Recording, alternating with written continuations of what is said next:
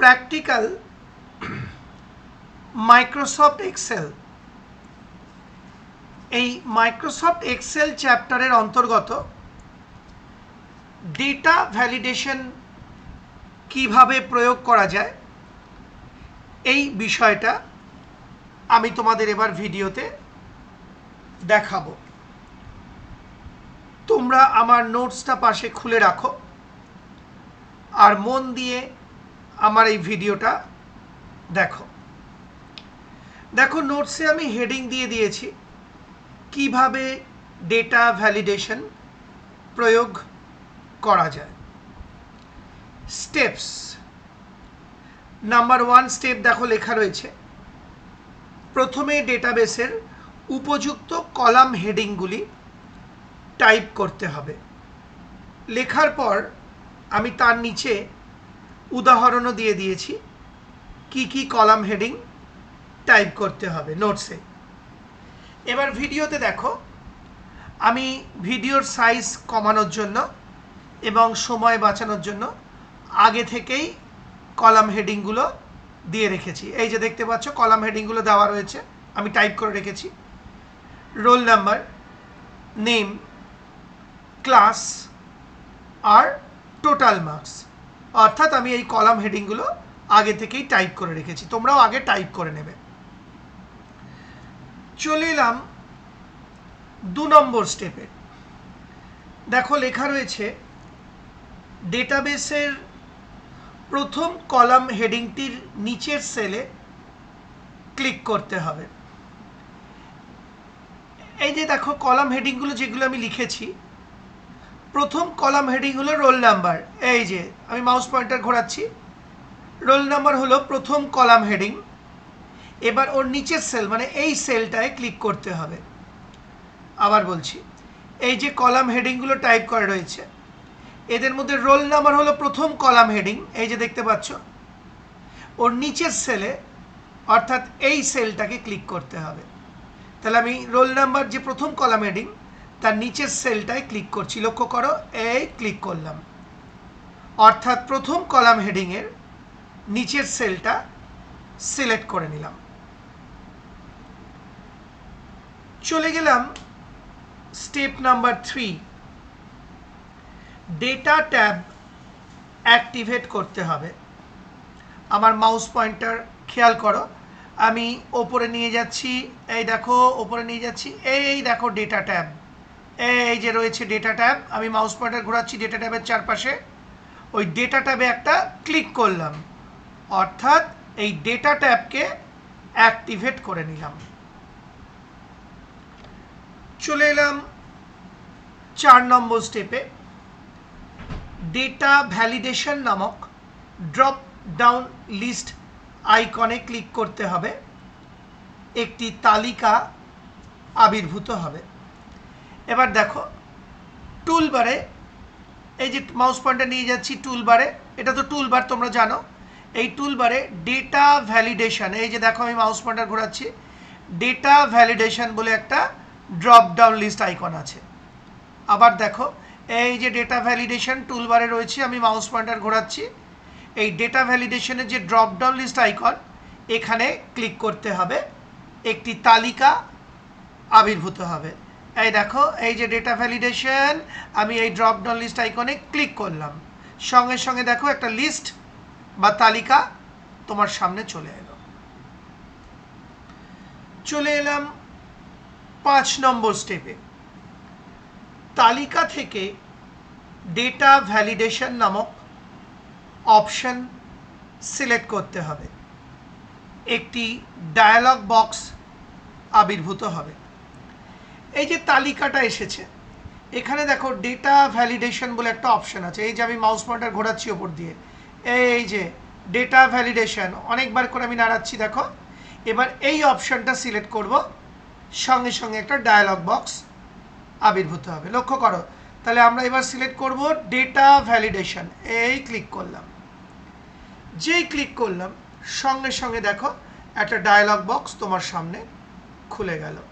এই ডায়ালগ বক্সের উপর লেখা আছে ডেটা ভ্যালিডেশন। নেক্সট স্টেপ 6 নম্বর স্টেপ, ডায়ালগ বক্সটির মধ্যে অবস্থিত সেটিংস নামক ট্যাবে ক্লিক করতে হবে। লক্ষ্য করো, এই দেখো ডায়ালগ বক্সের মধ্যে সেটিংস বলে একটা ট্যাব আছে। এই যে আমি মাউস পয়েন্টার ঘোরাচ্ছি চারপাশে সেটিংস ট্যাব, নিশ্চয়ই দেখতে পাচ্ছ এই যে সেটিংস ট্যাব। এবার এই সেটিংস ট্যাবে ক্লিক করতে হবে। তাহলে আমার মাউস পয়েন্টার লক্ষ্য করো, আমি এইবার সেটিংস ট্যাবে ক্লিক করলাম, অর্থাৎ এই সেটিংস ট্যাবটাকে অ্যাক্টিভেট করে নিলাম। নেক্সট স্টেপ, প্রয়োজনীয় ভ্যালিডেশন রুল উল্লেখ করতে হবে। এবার এই সেটিংস ট্যাবের মধ্যে তুমি যে ভ্যালিডেশন রুল বা ভ্যালিডেশনের শর্ত বা ভ্যালিডেশনের নিয়মটা দিতে চাও সেটা উল্লেখ করতে হবে। আবার বলছি, এই সেটিং ট্যাবের মধ্যে তুমি যে ভ্যালিডেশন রুল বা ভ্যালিডেশন নিয়ম বা ভ্যালিডেশনের শর্তটা দিতে চাও সেটা উল্লেখ করতে হবে। আমি রোল নাম্বারের ক্ষেত্রে এখন দেখো আমরা তো রোল নাম্বারের মধ্যে আছি, তো এবার রোল নাম্বারের একটা ভ্যালিডেশন রুল আমি দিচ্ছি। দেখো এইখানে দেখো লেখা রয়েছে অ্যালাউ, দেখতেই পাচ্ছ লেখা রয়েছে অ্যালাউ, তার পাশে একটা ড্রপ ডাউন লিস্ট আইকন আছে দেখতে পাচ্ছ। আমি এই ড্রপ ডাউন লিস্ট আইকনে ক্লিক করলাম। এখান থেকে আমি সিলেক্ট করছি হোল নাম্বার। এই যে হোল নাম্বার, হোল নাম্বার মানে হলো পূর্ণ সংখ্যা। তোমরা জানো যে রোল নাম্বারগুলো স্কুলে বা কলেজে বা ইনস্টিটিউটে অ্যালট করা হয় বা রোল নাম্বারগুলো দেওয়া হয় সেগুলো সব পূর্ণ সংখ্যা বা হোল নাম্বার বা ইন্টিজার হয়। তাহলে আমি এখান থেকে সিলেক্ট করছি হোল নাম্বার। এই যে মাউস পয়েন্টার নড়াচ্ছি দেখো, এই সিলেক্ট করলাম হোল নাম্বার। তার মানে রোল নাম্বারের জন্য আমি পূর্ণ সংখ্যা ইনপুট করব। আশা করি বুঝতে পারলে। এবার দেখো এখানে লেখা রয়েছে ডেটা। এই যে ডেটা, এর পাশেও একটা ড্রপ ডাউন লিস্ট আইকন আছে। এই যে দেখতে পাচ্ছ, এই যে আমি মাউস পয়েন্টার ঘোরাচ্ছি, আমি এবার এই ড্রপ ডাউন লিস্টটায় ক্লিক করলাম, এই ডেটার যে ড্রপ ডাউন লিস্ট আইকনে। এখান থেকে আমি অপশান নিচ্ছি greater than or equal to, greater than or equal to. এই যে মাউস পয়েন্টার ঘোরাচ্ছি, এই নিলাম greater than or equal to. আর তলায় দেখো মিনিমাম বলে একটা বক্স আছে, এই যে মিনিমাম লেখা, এখানে ক্লিক করলাম, আমি লিখে দিলাম 1। অর্থাৎ রোল নাম্বারটা আমি শর্ত দিলাম হোল নাম্বার বা পূর্ণ সংখ্যা হতে হবে, অর্থাৎ দশমিক বিন্দু দিয়ে কোনো সংখ্যা চলবে না রোল নাম্বারের ক্ষেত্রে। রোল নাম্বার কখনোই দশমিক বিন্দু দিয়ে হয় না। রোল নাম্বারটা greater than or equal to 1 হবে। অর্থাৎ তোমরা জানো নর্মালি রোল নাম্বার 1 থেকে শুরু হয়, তাহলে রোল নাম্বার 1 হবে বা 1-এর বেশি হবে। আবার বলছি, greater than or equal to 1 মানে রোল নাম্বারটা 1 হবে বা তার বেশি হতে পারে, কিন্তু 0 কখনোই হবে না, বা নেগেটিভ নাম্বার বা মাইনাস দিয়ে কোনো সংখ্যা হবে না। তাহলে আবার বলে দিচ্ছি, আমি শর্ত দিয়ে দিলাম বা ভ্যালিডেশন রুল দিয়ে দিলাম, রোল নাম্বার হোল নাম্বার বা পূর্ণ সংখ্যা হবে, আর greater than or equal to 1 হবে। অর্থাৎ রোল নাম্বারের মানটা 1 বা তার বেশি হতে হবে, অর্থাৎ 0 বা নেগেটিভ নাম্বার বা মাইনাস দিয়ে কোনো সংখ্যা অ্যালাউ করা যাবে না। নেক্সট স্টেপ, খাতায় চলে এসো।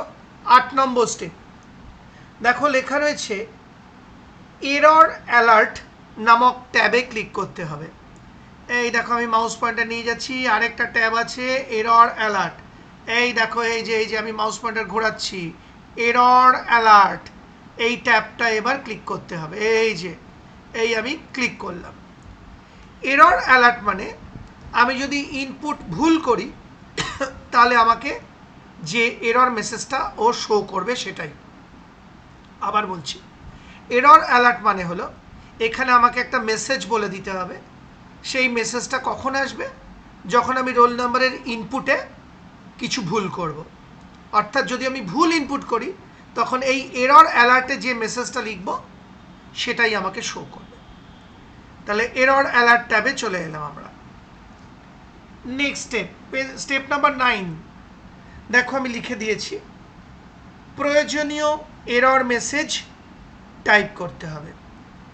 এবার দেখো মাউস পয়েন্টার ফলো করো, এখানে এরর মেসেজ বলে একটা টেক্সট এরিয়া আছে বা জায়গা আছে, এগুলোকে টেক্সট এরিয়া বলা হয়, অর্থাৎ টেক্সট লেখার জায়গা। এই যে লেখা রয়েছে এরর মেসেজ, এখানেই তোমাকে এরর মেসেজটা লিখতে হবে। এই যে আমি ক্লিক করলাম, এখানে আমি মেসেজ দিচ্ছি roll number should be 1 or more than 1।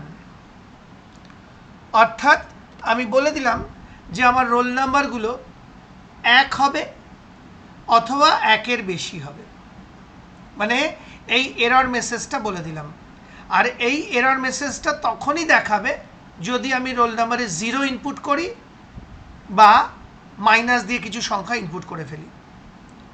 আবার বলছি, এই যে এরর মেসেজটা roll number should be 1 or more than 1, এই এরর মেসেজটা তখনই দেখাবে যদি আমি রোল নাম্বারের ক্ষেত্রে 0 ইনপুট করে ফেলি, কারণ রোল নাম্বার কখনো 0 হয় না, অথবা মাইনাস দিয়ে কোনো রোল নাম্বার ইনপুট করে ফেলি, কারণ কখনোই কোনো রোল নাম্বার মাইনাসে হয় না। আশা করি বুঝতে পারলে। তার মানে মনে রেখো, সেটিংস ট্যাবে আমাকে রুল বা নিয়মটা বলে দিতে হবে বা ভ্যালিডেশন রুলটা বলে দিতে হবে, আর এরর অ্যালার্ট ট্যাবে গিয়ে যে এরর মেসেজটা আমি দেখাতে চাই সেইটা লিখে দিতে হবে। নেক্সট স্টেপে চলে যাচ্ছি, 10 নম্বর স্টেপ। দেখো লেখা রয়েছে ওকে বাটন এ ক্লিক করতে হবে। এই যে মাউস পয়েন্টার নিয়ে এলাম, দেখো এই যে ওকে বাটন, এই যে দেখতে পাচ্ছ, এই যে এবার আমি এই ওকে বাটনে ক্লিক করলাম। যেই ওকে বাটনে ক্লিক করলাম, আমার এই সেলটার জন্য ভ্যালিডেশন রুল এবং এরর মেসেজ বলা হয়ে গেল। এবার বাকি সেলগুলোর জন্যও বলতে হবে। দেখো নেক্সট স্টেপ, 11 নম্বর স্টেপ।